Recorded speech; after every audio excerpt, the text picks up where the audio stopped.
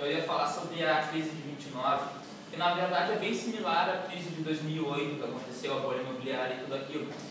E eu queria falar sobre essa crise porque muitas pessoas, eu acredito que 99,9% de todos os professores de história do ensino médio, quando falam de crise de 29, dizem que foi uma falha de mercado.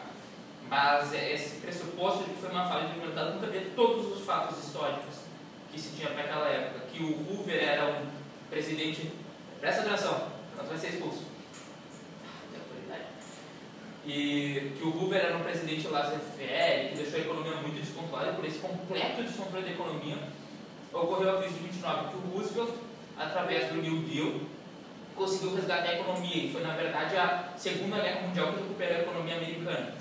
Eu ia agora fazer uma linha do tempo e mostrar o quão absurdos são esses argumentos. E aí agora eu vou fazer uma pequena linha, talvez até grande, né? Só para mostrar o que aconteceu. Vou tentar fazer reto aqui, né? Isso daqui é o início da humanidade até os tempos atuais, tá? Tá, tô brincando. Perdeu o período. Acho que aqui é 23.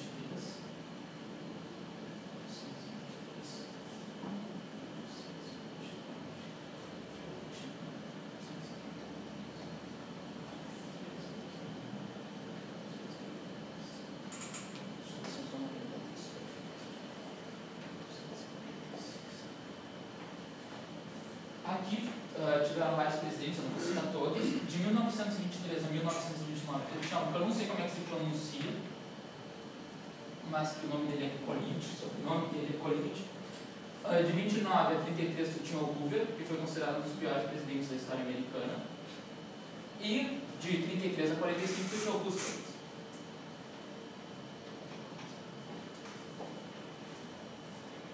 Eu já vou explicar depois porque eu botei a data ali em 46. Tá, em 1913 foi criado o FED. O FED é o Federal Reserve System, que é tipo o Banco Central brasileiro, mas o americano é o grandioso, a estrela. O FED ele tinha um pressuposto bem básico. A intenção do FED era moderar as crises, evitar crises nos sistemas e assim por diante. Vamos dizer, regular o sistema bancário, evitar as crises. E o FED foi tão bom que já ocorreram 2 depressões desde a criação dele. É fantástico o sistema FED. O que o FED fez ao longo desse tempo? Antes dessa data, de 1913, era comum na história americana pequenos tempos de recessão. Por que esses pequenos tempos de recessão? Por causa da expansão crediária. Por essa expansão crediária que fazia maus investimentos, e esses maus investimentos, uma hora, caíam, esses maus investimentos que depois, ao longo do tempo, eram liquidados. Só que aconteceu um negócio interessante. O FED, ele começou a fazer isso mais intensamente. Aquelas crises que aconteciam antes duravam um ano, assim, reduzia os salários e depois a economia começava já a se recuperar. Isso era uma recessão, não depressão. Isso era normal na história americana. Bem que tinha uma crise aqui, ó, de 21 a 22, teve uma pequena recessão. E a economia se recuperou. Foi o presidente que deixou os investimentos se liquidarem e assim a economia se recuperou. O que aconteceu em 1913? Se criou o FED. O FED fez um negócio fantástico. Ele ampliou o crédito,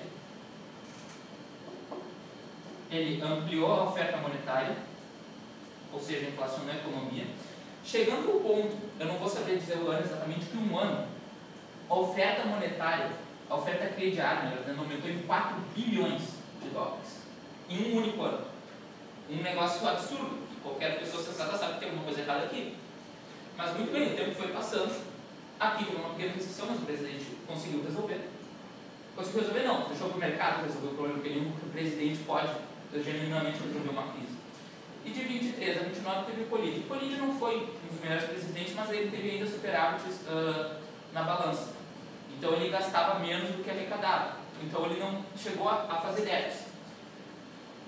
Só que aí veio o Hoover, o considerado pior presidente da história. E o Hoover ele fez uma coisa fantástica. Quando ocorreu uma daquelas recessões que já vinham ocorrendo, por exemplo, no caso 21, 22, ele fez diferente de todos os outros que estão fazendo, que foi o pior desastre da história americana. O que ele decidiu fazer? Ele, quando era certo os salários baixarem por causa da iminente recessão, ele fez assim: os preços não caem, então os preços... Alguém sabe um sinal de fixo? Primogênitos. Sim, não, mas tipo um sinal para botar no quadro. Ah, não sei quanto fixo, não sei. Tá, então eu vou botar F. Tá. Excel. Excel, tá? Tipo Excel. Então ele fixou os preços, não deixou os preços baixarem e não deixou os salários baixarem. A ideia dele de não permitir que isso daqui baixasse era o seguinte: se eu deixar isso daqui baixar, eu vou ficar num ciclo de desemprego, porque os salários vão baixando sem fim, os preços vão baixando sem fim e a economia vai quebrar. Isso com certeza não aconteceu durante toda a história americana, mas ele achava que isso realmente ia acontecer. E ele fez algumas outras coisas, eu vou até botar umas leis que ele fez o Revenue Act, que é dobrar o imposto de renda.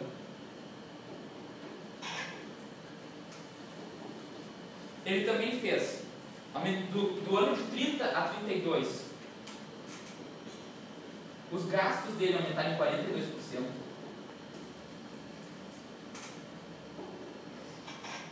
E, sem contar isso, ele fez uma ideia maluca. Primeiro ele aumentou o déficit da balança. Ele não fez a mesma coisa que o político, ele aumentou o déficit.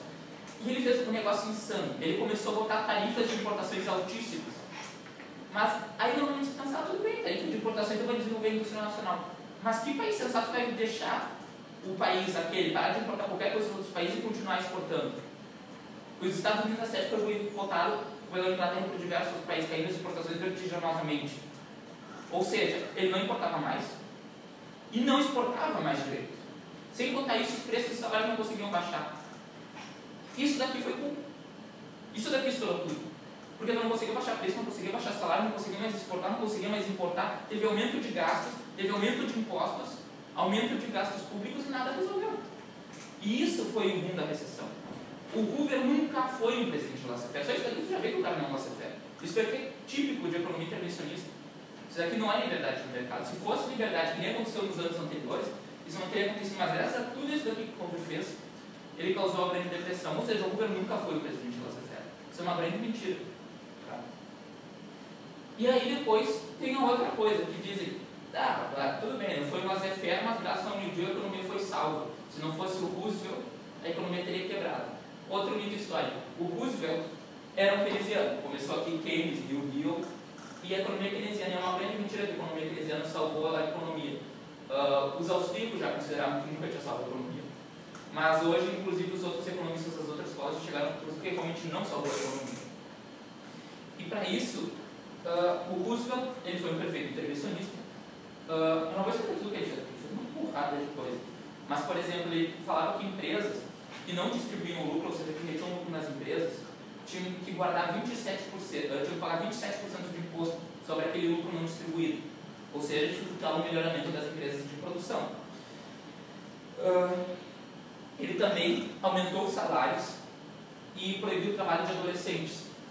Eu sei que tem gente aqui que vai dizer, mas trabalho infantil não sei o quê. Primeiro, eu não estou falando nem de trabalho infantil, estou falando de trabalho adolescente. E na verdade a proibição de trabalho infantil e trabalho adolescente começou com os sindicatos.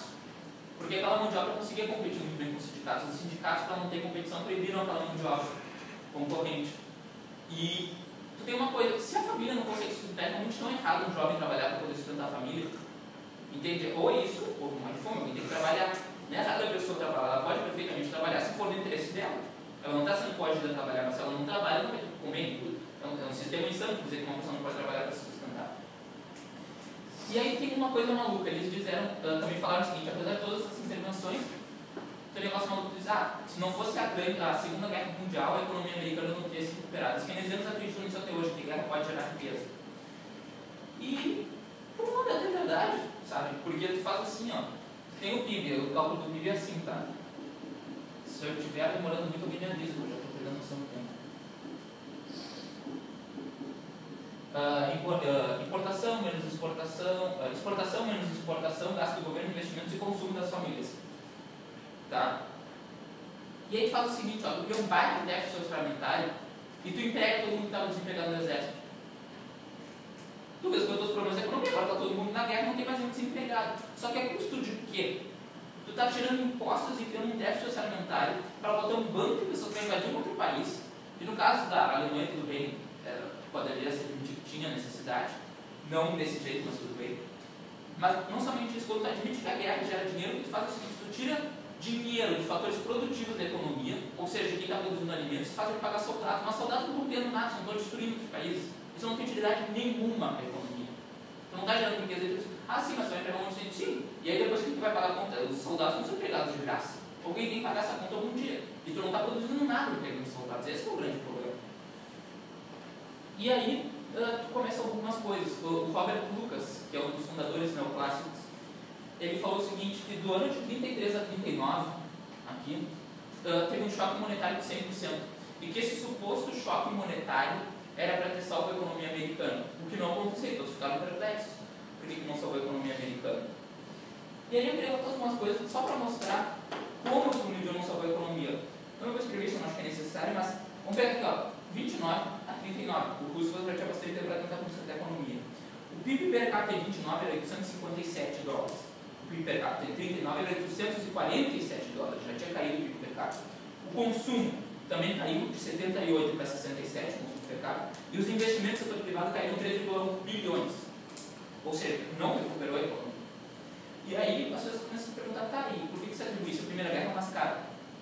Evidentemente, quando vai para a guerra, você esquece de ter uma crise, sem contar que estão os soldados empregados. Mesmo assim, continua problemático, então ele está empregando soldados com nada. E sabe quando que a economia começou a se recuperar? Nessa data aqui. E o que aconteceu nessa data aqui? 33% do orçamento do governo foi cortado. Foi aqui que eles começaram a cortar gastos, começar a diminuir os investimentos públicos e deixar a economia crescer novamente. Foi só aqui que a economia americana começou a se recuperar pela primeira vez. Até que toda a economia americana estava estagnada. O New Deal nunca funcionou. Isso contaria todas as estatísticas dizer que o New Deal funcionou. Tu dizer que o New Deal funcionou é mais ou menos como tu concordar com as façanhas industriais da União Soviética. É muito fácil manipular estatísticas. Eu acho que o Jonas, você vai dar para todo mundo. Não muito fácil. Não estou ensinando isso, não é o que eu quis dizer. Mas que se tu sabe muita estatística e alguém que não sabe estatística vê pelas estatísticas, tu consegue enganar a pessoa muito fácil. Tu pode botar qualquer coisa aí. E aí tá, tudo bem, tem os alunos de controle e tudo, mas como é que a economia americana supostamente apresentou aquele crescimento? Tu tinha uma forte inflação na economia, mas os americanos, o índice de preços dos consumidores era fixo, eles não deixaram o preço subir, o que aparentava um crescimento. A União Soviética fazia a mesma coisa. Nunca existiram essas façanhas industriais na União Soviética, tudo é manipulado estatisticamente.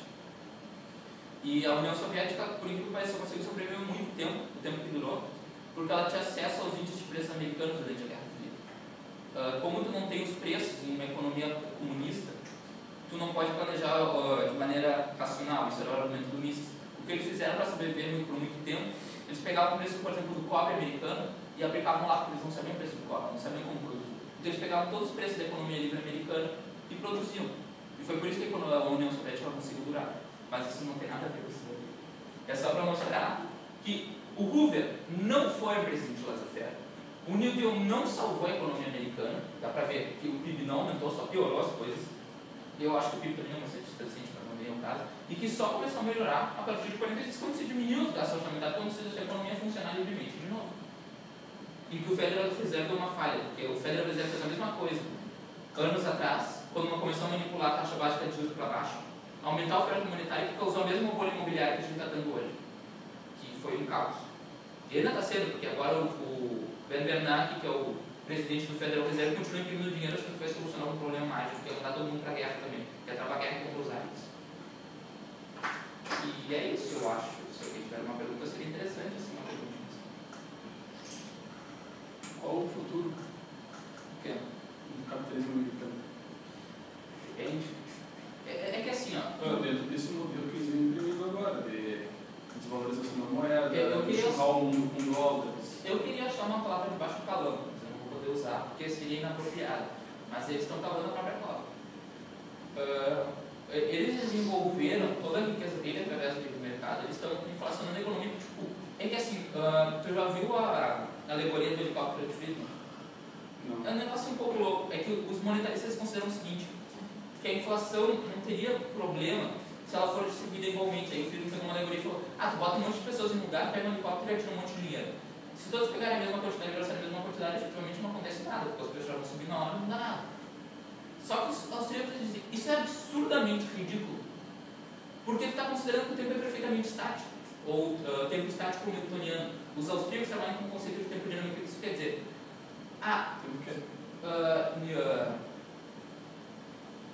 Olha o nome, é relativístico ou relativístico, acho que eu devo ter trocado os nomes. O que isso quer dizer? Que quando tu tem inflação, tu está olhando uma parte da moeda, tu nunca vai conseguir botar todo esse dinheiro em todos os setores da economia simultaneamente. Quando tu faz inflação, tu seleciona determinados setores que vão ganhar esse dinheiro primeiro. E alguém no final vai pagar essa conta. A distribuição de capital não é homogênea. Por não ser homogênea, tu vai ter disparidades. E alguém vai acabar ganhando mais ou menos nesse sistema. E o que os Estados Unidos estão fazendo, injetando dinheiro na economia, é fazendo com que as classes mais baixas empobreçam. Eles já estão tentando aumentar impostos. Estão tentando agora fazer o Obama Healthcare System, que agora estão tentando criar um sistema de saúde universal. E estão cada vez mais destruindo a própria riqueza que eles conseguiram construir. E eles, uma hora, vão se calar.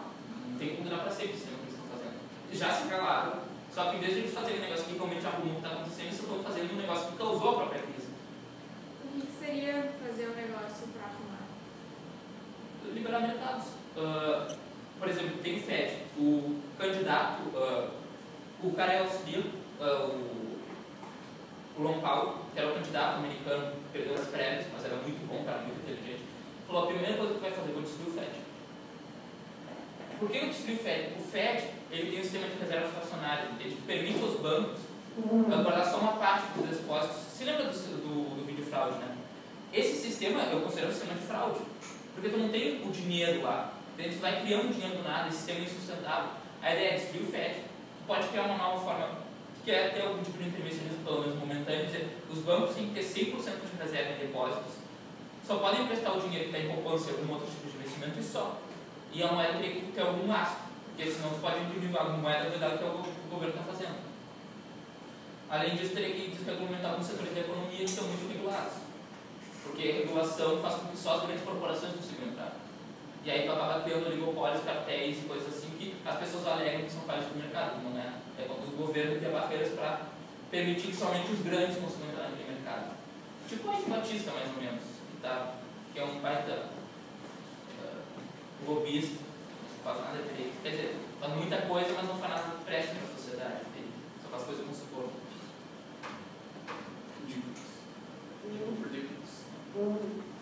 E é isso, tem que desregulamentar a economia. Por exemplo, eu gosto do exemplo que eu acho um dos melhores. Na época que, sabe a Guerra das Duas Coreias, Sul e Norte? Na época da Guerra das Duas Coreias, o Norte tinha mais dinheiro que o Sul. O Norte virou comunista, o Sul virou capitalista. Hoje, a economia da Coreia do Sul é infinitas vezes superior economicamente do que a Coreia do Sul. E o cara mais pobre na Coreia do Sul é muito mais rico do que o cara mais rico na Coreia do Norte. E o que permitiu isso foi o livre mercado. Então, quando tu começa a ver o que aconteceu durante as crises na história humana, as crises foram justamente quando algum governo tentou mexer na economia. Entende? Vou controlar a oferta monetária porque eu acho que vai dar mais dinheiro. Vou mexer na taxa de juros para as pessoas pagarem menos empréstimos. Só que elas estão olhando só um lado da moeda. Isso é perigoso. Quando tu olha assim, vou diminuir a taxa de juros, então as pessoas vão pegar mais dinheiro e vão investir mais. Isso é um lado da moeda. E se tu olha por esse ponto, parece funcionar que está incentivando a economia. Mas o que vai acontecer quando tu fizer isso? As pessoas vão investir em coisas que não são tão rentáveis assim. E ao longo do prazo vai destruir a economia com maus investimentos, que são a causa de várias crises econômicas. Era isso, liberar mercados.